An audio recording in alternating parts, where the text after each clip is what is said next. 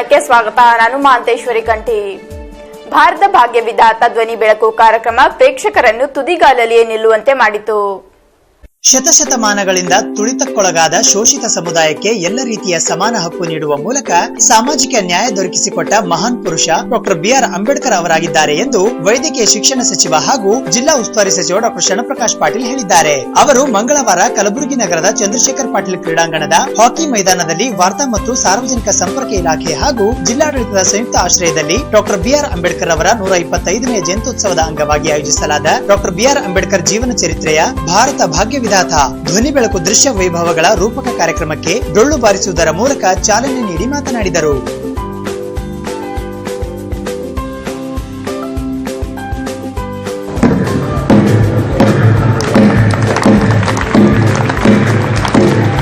Doctor Baba Saheb Ambedkar ಅವರು ಎಲ್ಲರಿಗೂ ಸರಿ ಸಮಾನವಾಗಿರ್ತಕ್ಕಂಥ ಹಕ್ಕನ್ನು ಕೊಡೋದ್ರ ಜೊತೆಗೆ ಇವತ್ತು ನಮ್ಮ ಪ್ರಜಾಪ್ರಭುತ್ವಕ್ಕೆ ಬಹಳ ಭದ್ರವಾಗಿರ್ತಕ್ಕಂಥ ಬುನಾದಿಯನ್ನು ಹಾಕಿರ್ತಕ್ಕಂಥ ಮಹಾನ್ ಪುರುಷರು. ಇವತ್ತು ಡಾಕ್ಟರ್ ಬಾಬಾ ಸಾಹೇಬ್ ಅಂಬೇಡ್ಕರ್ ಅವರು ತಮ್ಮ ಜೀವನದಲ್ಲಿ ತಮ್ಮ ಸ್ವಂತ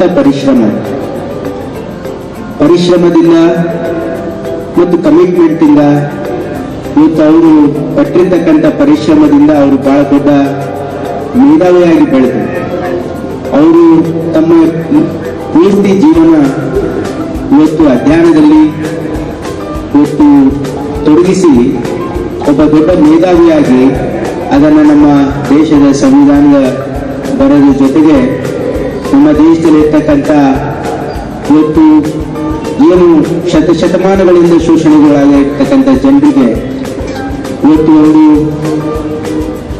ಬಹಳ ದೊಡ್ಡ ಪ್ರಮಾಣದಲ್ಲಿ ಶಕ್ತಿ ಕೊಡೋದ್ರ ಜೊತೆಗೆ ಡಾಕ್ಟರ್ ಬಾಬಾ ಸಾಹೇಬ್ ಅಂಬೇಡ್ಕರ್ ಅವರು ಕೇವಲ ಶೋಷಿತ ಜನಾಂಗಕ್ಕೆ ಮಾತ್ರ ಅಲ್ಲ, ಈ ದೇಶದಲ್ಲಿರ್ತಕ್ಕಂಥ ಅಲ್ಪಸಂಖ್ಯಾತರಾಗಿರ್ಬೋದು, ಹಿಂದುಳಿದ ವರ್ಗದ ಜನ ಆಗಿರ್ಬೋದು, ಮಹಿಳೆಯರಾಗಿರ್ಬೋದು, ಇವತ್ತು ಯಾರು ಧ್ವನಿ ಇಲ್ಲದೆ ಇರ್ತಕ್ಕಂಥ ಜನರ ಒಂದು ಧ್ವನಿಯಾಗಿ ಡಾಕ್ಟರ್ ಬಾಬಾ ಸಾಹೇಬ್ ಅಂಬೇಡ್ಕರ್ ಅವರು ನಮ್ಮ ದೇಶದ ಇವತ್ತು ಪ್ರಜಾಪ್ರಭುತ್ವ ಭದ್ರ ಬುನಾದಿ ಹಾಕಿರ್ತಕ್ಕಂಥ ಮಹಾನ್ ಪುರುಷರು. ಈ ಕಾರ್ಯಕ್ರಮದಲ್ಲಿ ಈಶಾನ್ಯ ಕರ್ನಾಟಕ ರಸ್ತೆ ಸಾರಿಗೆ ಸಂಸ್ಥೆ ಅಧ್ಯಕ್ಷ ಇಲಿಯಾಸ್ ಬಾಗ್ವಾನ್, ಜಿಲ್ಲಾಧಿಕಾರಿ ಉಜ್ವಲ್ ಕುಮಾರ್ ಘೋಷ್, ಪ್ರೊಫೆಷನರಿ ಐಎಎಸ್ ಅಧಿಕಾರಿ ಲಕ್ಷ್ಮೀಕಾಂತ್ ರೆಡ್ಡಿ ಉಪಸ್ಥಿತರಿದ್ದರು. ವಾರ್ತಾ ಇಲಾಖೆಯ ತುಳಜಾರಾಮ್ ಎಸ್ ಪವಾರ್ ಸ್ವಾಗತಿಸಿದರು. ಶಿವಾನಂದ್ ಅಣಜ್ಗಿ ಕಾರ್ಯಕ್ರಮ ನಿರೂಪಿಸಿದರು. ಕಲಾವಿದೆ ಅಪರ್ಣ ಮತ್ತು ತಂಡದವರು ನಾಡಗೀತೆ ಹಾಡಿದರು. ಬಿರುಸಿನ ಪ್ರದರ್ಶನ, ಬೆರಗುಗೊಳಿಸುವ ನಟನೆ, ಕಣ್ತುಂಬಿಸುವ ಬೆಳಕಿನ ಲೋಕ, ಕಿವಿದುಂಬಿಸುವ ಹಿನ್ನೆಲೆ ಸಂಗೀತ, ದೇಶಿ ಜಾನಪದ ಕಲೆಗಳ ವೈಭವದಲ್ಲಿ ಅನಾವರಣಗೊಂಡ ವೈಚಾರಿಕ ಕಥಾಹಂದರದ ಭಾರತ ಭಾಗ್ಯ ವಿಧಾತ ಸಾವಿರಾರು ಜನರ ಮನಗೆದ್ದಿತು. ಅಕ್ಕ, ಇವ್ರು ಯಾರು? ಇವರು ನಮ್ಮ ಮೈಸೂರು ಸಂಸ್ಥಾನದ ಮಹಾರಾಜ ಜಯಚಾಮರಾಜೇಂದ್ರ ಒಡೆಯರ್. ನಮ್ಮಪ್ಪ ಭಾರತ ಭಾಗ್ಯ ವಿಧಾತ ಮುಂದಿಟ್ಟ ಬೇಡಿಕೆಗಳನ್ನೆಲ್ಲ ಇವತ್ತು ನಮ್ಮ ನಾಡು ಸ್ತ್ರೀ ಸ್ವಾತಂತ್ರ್ಯ ಹಾಗೂ ಶಿಕ್ಷಣದಲ್ಲಿ ಅಗ್ರ ಸ್ಥಾನದಲ್ಲಿರೋದು. ಮಕ್ಕಳು ಎಷ್ಟು ತುಂಟ್ರಪ್ಪ. ಬೃಹತ್ತಾದ ವೇದಿಕೆಯಲ್ಲಿ ಪಾದರಸದಂತೆ ಚಲನಶೀಲತೆ ಪಡೆದ 80 ಕಲಾವಿದರ ವಿಭಿನ್ನ ಅಭಿನಯ ನೋಡುಗರನ್ನು ಮೂಕ ವಿಸ್ಮಿತರನ್ನಾಗಿಸಿತು.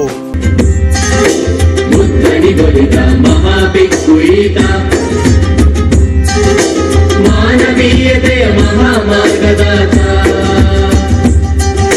ಜ್ಞಾನದ ಕುರುಡಿಗೆ ಕಣ್ಣು ಬರಿಸಿದವ, ಮತಧರ್ಮಗಳ ಮಾಯ ಕೆಡಿಸಿದವ, ಜಾತಿ ಜೀತಗಳ ಕುಣಿಗೆ ಬಿಚ್ಚಿದವ, ಮಟ್ಟ ಮೈಲಿಗೆಯ ತೊಳೆದ ಸಂತನಿವ ಭಾರತ ಭಾಗ್ಯ ವಿಧಾತ, ಭಾರತ ಭಾಗ್ಯ ವಿಧಾತ, ಭಾರತ ಭಾಗ್ಯ ವಿಧಾತ, ಜಗದ ಕಣ್ಣ ಬೆಳಕಿದ ಭಾರತ ಭಾಗ್ಯ ವಿಧಾತ, ಭಾರತ ಭಾಗ್ಯ ವಿಧಾತ, ಭಾರತ ಭಾಗ್ಯ ವಿಧಾತ, ಜಗದ ಕಣ್ಣ ಬೆಳಕಿದ.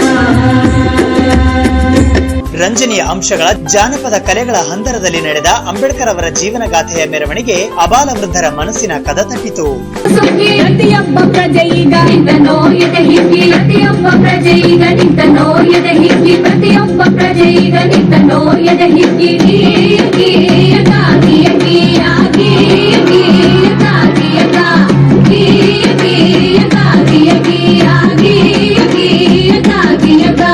ಅಂಬೇಡ್ಕರ್ ಅವರ ಜೀವನದ ಸಂಕಷ್ಟಗಳ ಸರಮಾಲೆ, ಸ್ವಾಭಿಮಾನದ ಬದುಕಿನ ನಡೆ, ಲೋಕೋದ್ಧಾರದ ಹಾದಿ, ಸೈದ್ಧಾಂತಿಕ ಚರ್ಚೆಗಳು, ರಾಜಕೀಯ ನಾಯಕರ ಭಿನ್ನಾಭಿಪ್ರಾಯ, ರಾಜಿ ಸಂಧಾನ, ದಲಿತರ, ಶೋಷಿತರ, ಮಹಿಳೆಯರ, ಅಸ್ಪೃಶ್ಯರ, ಕಾರ್ಮಿಕರ ಹೀಗೆ ನೊಂದವರ ನೋವಿಗೆ ಸ್ಪಂದಿಸುವ ಚಾರಿತ್ರಿಕ ಹಿನ್ನೋಟಗಳು, ಗೊರವರ ಕುಣಿತ, ಕಂಸಾಳೆ, ವೀರಭದ್ರ ಕುಣಿತ, ಭೂತಕೋಲ, ಯಕ್ಷಗಾನ, ಬಯಲಾಟ, ಗೀಗಿ ಪದ, ಡೊಳ್ಳು ಕುಣಿತ, ಮರಾಠಿ ನೆಲದ ಮಂಜರ ಜನಪದ ನೃತ್ಯ ಮಾಧ್ಯಮದಲ್ಲಿ ಹೊರಹೊಮ್ಮುತ್ತಾ ನೋಡುಗರ ಮನಸ್ಸನ್ನು ಕಲುಕುತ್ತಾ ಸಾಗಿತು.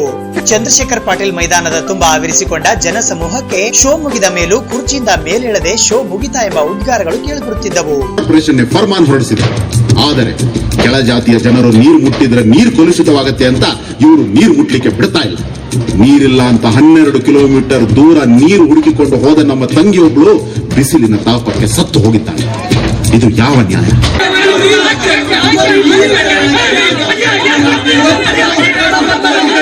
ಅಯ್ಯೋ, ಅಂಬೇಡ್ಕರ್ ಕಲ್ವಿತ್ತು.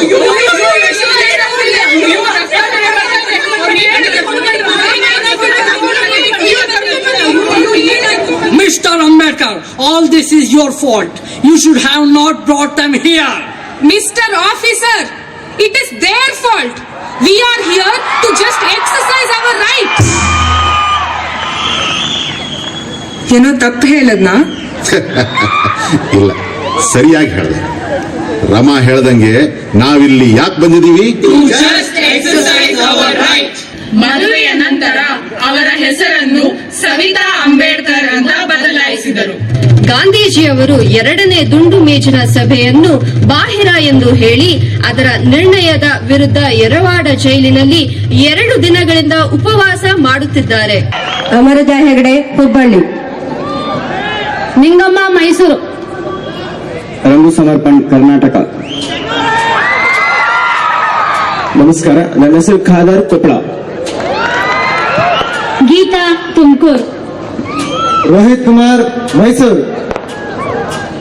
ಮಂಜುಳಾ, ಮಂಡ್ಯ. ಎಲ್ಲರಿಗೂ ನಮಸ್ತೆ. ಸುನಿಲ್, ಇದೇವರು. ನಮಸ್ಕಾರ, ಮಂಜುಳಾ ಹಿರೇಮಠ್, ಗದಗ ಜಿಲ್ಲಾ ರೋಣ ತಾಲೂಕು. ಎಲ್ಲ ಕಲಾಭಿಮಾನಿಗಳಿಗೂ ನಮಸ್ಕಾರ. ನನ್ನ ಹೆಸರು Rangamma H, Davanagere district.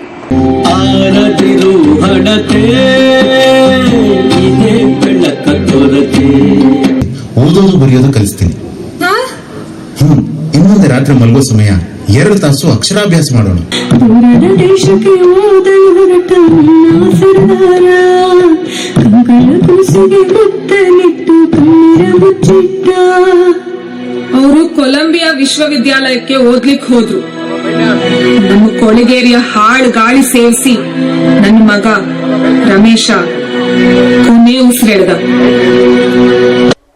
S M Krishna BJP ಸೇರ್ಪಡೆಯ ಕುರಿತು ಕಾದು ನೋಡಿ ಎಂದು ಬಿಜೆಪಿ ರಾಜ್ಯಾಧ್ಯಕ್ಷ ಬಿಎಸ್ ಯಡಿಯೂರಪ್ಪ ಹೇಳಿದ್ದಾರೆ. ಕಾಂಗ್ರೆಸ್ ಪಕ್ಷ ತೊರೆದಿರುವ ಮಾಜಿ ಮುಖ್ಯಮಂತ್ರಿ ಎಸ್ಎಂ ಕೃಷ್ಣ ಅವರು ಯಾವಾಗ ಬಿಜೆಪಿ ಸೇರ್ಪಡೆಯಾಗಲಿದ್ದಾರೆ ಎಂಬ ವಿಷಯವನ್ನು ಸ್ಪಷ್ಟಪಡಿಸದ ಬಿಜೆಪಿ ರಾಜ್ಯ ಘಟಕದ ಅಧ್ಯಕ್ಷ ಬಿಎಸ್ ಯಡಿಯೂರಪ್ಪ ಅವರು ಈ ಬಗ್ಗೆ ಕಾದು ನೋಡಿ ಎಂದಷ್ಟೇ ಹೇಳಿದ್ದಾರೆ. ಬಿಜೆಪಿ ಹಿಂದುಳಿದ ವರ್ಗಗಳ ಕಾರ್ಯಕರ್ತರ ಸಭೆಯಲ್ಲಿ ಭಾಗವಹಿಸಲು ಎಂದು ಇಂದು ಕಲಬುರಗಿ ನಗರಕ್ಕೆ ಆಗಮಿಸಿದ ಅವರು ಸಭೆಗೂ ಮುನ್ನ ಸುದ್ದಿಗೋಷ್ಠಿಯಲ್ಲಿ ಮಾತನಾಡಿದರು. ಕುಮಾರ್ ಬಂಗಾರಪ್ಪ ಅವರು ಪಕ್ಷ ಸೇರ್ಪಡೆಯಾಗುವುದು ಖಚಿತವಾಗಿದ್ದು, ಪಕ್ಷ ಸೇರ್ಪಡೆಗೆ ಸಂಬಂಧಿಸಿದಂತೆ ಕುಮಾರ್ ಬಂಗಾರಪ್ಪ ತಮ್ಮನ್ನು ಭೇಟಿಯಾಗಿ ಮಾತುಕತೆ ನಡೆಸಿದ್ದಾರೆ. ಅವರು ಪಕ್ಷ ಸೇರ್ಪಡೆಯಾಗುವುದರಲ್ಲಿ ಯಾವುದೇ ಅನುಮಾನವಿಲ್ಲ ಎಂದರು. 100ಕ್ಕೆ 99 ಭಾಗ ಪಕ್ಷಕ್ಕೆ ಸೇರಕ್ಕೆ ಅವರು ಸಿದ್ಧರಿದ್ದಾರೆ. ಯಾವತ್ತೊಂದು ಗೊತ್ತಿಲ್ಲ, ಡೇಟ್ ಫಿಕ್ಸ್ ಮಾಡಿ ಸೇರಿಸ್ಕೋಬೇಕು. ರಾಜ್ಯದ ಹಿತದ ವಿಷಯದಲ್ಲಿ ರಾಜಕೀಯ ಮಾಡಲ್ಲ, ರಾಜ್ಯಕ್ಕೆ ಇನ್ನೂ ಹೆಚ್ಚಿನ ಅನುದಾನ ಬಿಡುಗಡೆ ಮಾಡುವಂತೆ ಮತ್ತು ರೈತರ ಸಾಲ ಮನ್ನಾ ಮಾಡುವಂತೆ ಕೇಂದ್ರ ಸರ್ಕಾರದ ಮೇಲೆ ಒತ್ತಡ ಹೇರಲಾಗುವುದು ಎಂದು ತಿಳಿಸಿದರು. ಈಗಾಗಲೇ ಪ್ರಧಾನಿಯವರಿಗೂ ಒತ್ತಾಯ ತಂದಿದ್ದೇವೆ, ಈಗಾಗಲೇ ಸಂಬಂಧಪಟ್ಟಂತ ಕೃಷಿ ಸಚಿವರಿಗೂ ಒತ್ತಾಯ ತಂದಿದ್ದೇವೆ, ನಿರ್ಮಲಾ ಸೀತಾರಾಮನ್ಗೂ ಒತ್ತಾಯ ತಂದಿದ್ದೇವೆ. ಆದಷ್ಟು ಬೇಗ ಏನ್ ಸಾಧ್ಯ ಇದೆ ನಮ್ಮ ಪ್ರಯತ್ನ ನಾವು ಮಾಡೋಣ. ಹೈದರಾಬಾದ್ ಕರ್ನಾಟಕ ಭಾಗದ ರೈತರ ಪ್ರಮುಖ ವಾಣಿಜ್ಯ ಬೆಳೆಯಾದ ತೊಗರಿಗೆ ಸೂಕ್ತ ಬೆಲೆ ನಿಗದಿಪಡಿಸುವಂತೆ ಮತ್ತು ಇದಕ್ಕೆ ಶಾಶ್ವತ ಪರಿಹಾರ ಕಲ್ಪಿಸುವಂತೆ ಪ್ರಧಾನಮಂತ್ರಿ ನರೇಂದ್ರ ಮೋದಿ, ಕೃಷಿ ಸಚಿವ ರಾಧಾ ಮೋಹನ್ ಸಿಂಗ್ ಮತ್ತು ಸಚಿವೆ ನಿರ್ಮಲಾ ಸೀತಾರಾಮ್ ಅವರನ್ನು ಭೇಟಿಯಾಗಿ ಒತ್ತಾಯಿಸುವುದಾಗಿ ಅವರು ತಿಳಿಸಿದರು. ಕಲಬುರಗಿ ನಗರದಲ್ಲಿಂದು ಬಿಜೆಪಿ ಹಿಂದುಳಿದ ವರ್ಗಗಳ ಕಾರ್ಯಕರ್ತರ ಸಮಾವೇಶ ಜರುಗಿತು.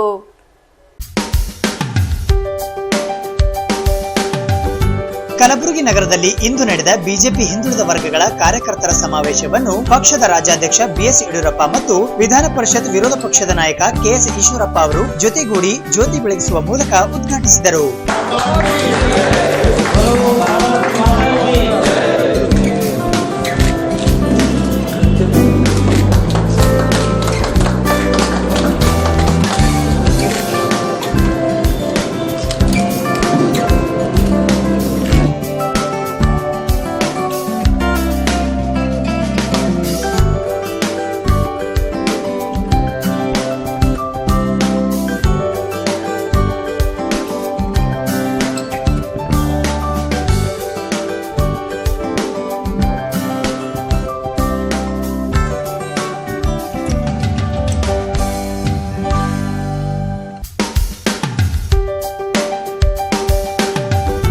ಸಭೆಯಲ್ಲಿ ಕಲಬುರಗಿ ದಕ್ಷಿಣ ಮತಕ್ಷೇತ್ರದ ಶಾಸಕ ದತ್ತಾತ್ರೇಯ ಪಾಟೀಲ್ ರೇವೂರ್, ಮುಖಂಡರಾದ ಡಿಎಸ್ ವೀರಯ್ಯ, ಅರವಿಂದ್ ಲಿಂಬಾವಳಿ, ರಘುನಾಥ್ ಮಲ್ಕಾಪುರೆ, ರವಿಕುಮಾರ್, ರೇವನಾಯಕ್ ಬೆಳಮಗಿ, ಬಾಬುರಾವ್ ಚೌಹಾಣ್, ಸುಭಾಷ್ ಗುತ್ತೇದಾರ್, ವಾಲ್ಮೀಕಿ ನಾಯಕ್, ದೊಡ್ಡಪ್ಪಗೌಡ ಪಾಟೀಲ್ ನರಿಬೋಳ್, ಸುಭಾಷ್ ಬಿರಾದಾರ್, ರಾಜಗೋಪಾಲ್ ರೆಡ್ಡಿ, ನಾಮದೇವ್ ರಾಠೋಡ್, ಜಿಲ್ಲಾ ಪಂಚಾಯತ್ ಉಪಾಧ್ಯಕ್ಷೆ ಶೋಭಾ ಸಿದ್ದು ಸಿರಸಗಿ ಸೇರಿದಂತೆ ಇತರೆ ಹಲವಾರು ಜನ ಕಾರ್ಯಕರ್ತರು ಉಪಸ್ಥಿತರಿದ್ದರು.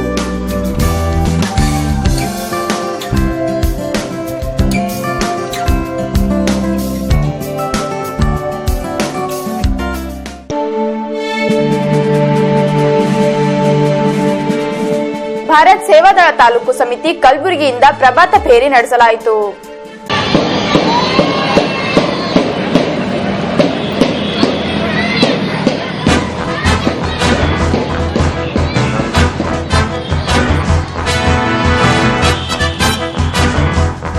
ಭಾರತ ಸೇವಾದಳ ತಾಲೂಕು ಸಮಿತಿ ಕಲಬುರಗಿ ವತಿಯಿಂದ ತಾಲೂಕಾ ಮಟ್ಟದ ರಾಷ್ಟ್ರೀಯ ಭಾವ್ಯಕತಾ ಮಕ್ಕಳ ಮೇಳ 2017ರ ಅಂಗವಾಗಿ ಫೆಬ್ರವರಿ 22ರಂದು ಕಲಬುರಗಿ ನಗರದ ಆಸಿಫ್ ಗಂಜ್ ಹಳೆ ಮಾರ್ಕೆಟ್ನ ಸರ್ಕಾರಿ ಪ್ರೌಢಶಾಲೆಯ ವತಿಯಿಂದ ಪ್ರಭಾತ್ ಫೇರಿ ನಡೆಸಲಾಯಿತು. ಈ ಪ್ರಭಾತ್ ಫೇರಿಯಲ್ಲಿ 100 ಜನ ವಿದ್ಯಾರ್ಥಿನಿಯರು ಭಾಗವಹಿಸಿದ್ದರು.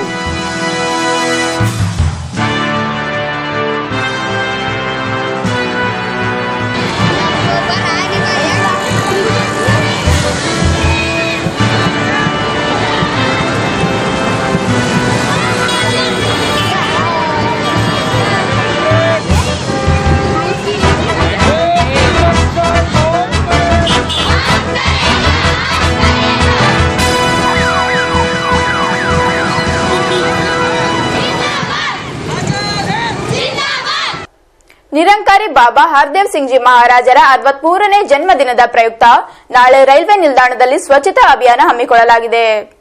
ಸಂತ ನಿರಂಕಾರಿ ಮಂಡಳದ ಸಂಸ್ಥಾಪಕರಾದ ನಿರಂಕಾರಿ ಬಾಬಾ ಹರ್ದೇವ್ ಸಿಂಗ್ ಜಿ ಮಹಾರಾಜ್ ಅವರ 63ನೆಯ ಜನ್ಮದಿನದ ಅಂಗವಾಗಿ ಸಂತ ನಿರಂಕಾರಿ ಮಂಡಳ ಕಲಬುರಗಿ ಶಾಖೆಯ ವತಿಯಿಂದ ನಾಳೆ ಅಂದರೆ ಫೆಬ್ರವರಿ 23ರಂದು ರೈಲು ನಿಲ್ದಾಣದಲ್ಲಿ ಸ್ವಚ್ಛತಾ ಅಭಿಯಾನವನ್ನು ಹಮ್ಮಿಕೊಳ್ಳಲಾಗಿದೆ ಎಂದು ಮಂಡಳದ ಪ್ರಚಾರಕ ಸೀತಾರಾಮ್ ಚೌಹಾಣ್ ರವರು ಪತ್ರಿಕಾಗೋಷ್ಠಿಯ ಮೂಲಕ ತಿಳಿಸಿದ್ದಾರೆ.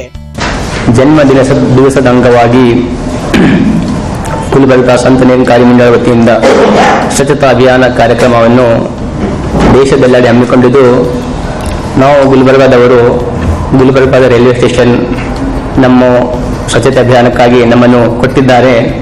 ಆದ ಕಾರಣ ಸಂತ ನಿರಂಕಾರಿ ಮಿಷನ್ ಒಂದು ಆಧ್ಯಾತ್ಮಿಕ ವಿಚಾರಧಾರೆಯಾಗಿದ್ದು, ಇದರ ಉದ್ದೇಶ ವಿಶ್ವ ಬಾಂಧುತ್ವವನ್ನು, ಮಾನವರಲ್ಲಿ ಏಕತೆಯನ್ನು ಮೂಡಿಸುವುದು. ಇದರ ಜೊತೆಗೆ ಸಾಮಾಜಿಕ ಕಾರ್ಯಕ್ರಮಗಳಾದಂತಹ ಸ್ವಚ್ಛತೆ ಅಭಿಯಾನ, ವೃಕ್ಷಾರೋಪಣೆ ಹಾಗೂ ಇನ್ನಿತರ ಪ್ರಕೃತಿ ವಿಕೋಪಗಳಿಗೆ ಸಂಭವಿಸಿದ ಪ್ರದೇಶಗಳಲ್ಲಿ ಪರಿಹಾರ ಕಾರ್ಯವನ್ನು ಕೂಡ ಸಂತ ನಿರಂಕಾರಿ ಮಿಷನ್ ವತಿಯಿಂದ ಪರಿಹಾರ ಕಾರ್ಯ ಕೂಡ ನಡೆಯುತ್ತಾ ಬರುತ್ತಿದೆ. ಅದೇ ರೀತಿಯಾಗಿ 63ನೇ ಜನ್ಮದಿವಸದ ಅಂಗವಾಗಿ ಗುಲ್ಬರ್ಗದ ವತಿಯಿಂದ ರೈಲ್ವೆ ಸ್ಟೇಷನ್ ಸ್ವಚ್ಛತೆ ಅಭಿಯಾನ ಹಾಗೂ ಇದೇ ತರಹ ರಕ್ತದಾನ ಶಿಬಿರದಲ್ಲಿ ಕೂಡ ಕಳೆದ ಅನೇಕ ವರ್ಷಗಳಿಂದ ಸಂತ ನಿರಂಕಾರಿ ಮಿಷನ್ ಭಾಗವಹಿಸುತ್ತಾ ಬಂದಿದೆ.